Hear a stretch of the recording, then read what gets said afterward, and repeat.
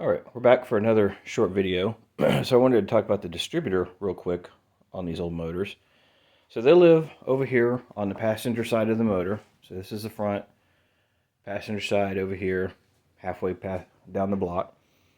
And they go in kind of at a diagonal and run diagonally through the block.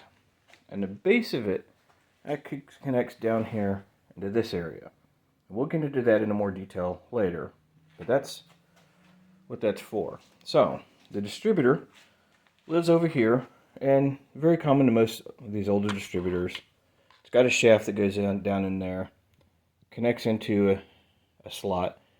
And one of the interesting things with these is it's hard to tell in the video, but they're actually offset slightly. You can't put them in 180 degrees out of rotation. Like the old Chevy distributors were very easy to put in 180 degrees out. But these only go in one way. And no, that's not seated down all the way. I just wanted to slip it in there for a minute. And when they rotate, they actually rotate counterclockwise. You'll see a lot of places list the timing on these things, the firing order, but a lot of places don't mention the rotation. They do run the opposite of what you would expect.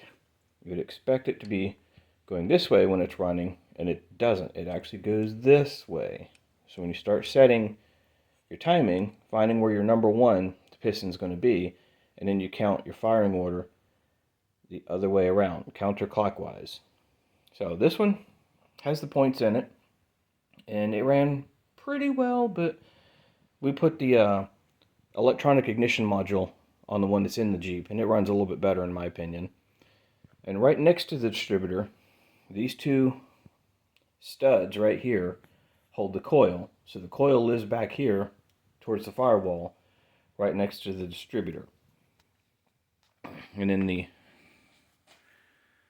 spark plug wires go over the top of the motor, and your plugs are over here, over on this side. Those are pretty easy to find. We're not going to talk too much about those right now. But that's where the distributor is. And that's what it looks like.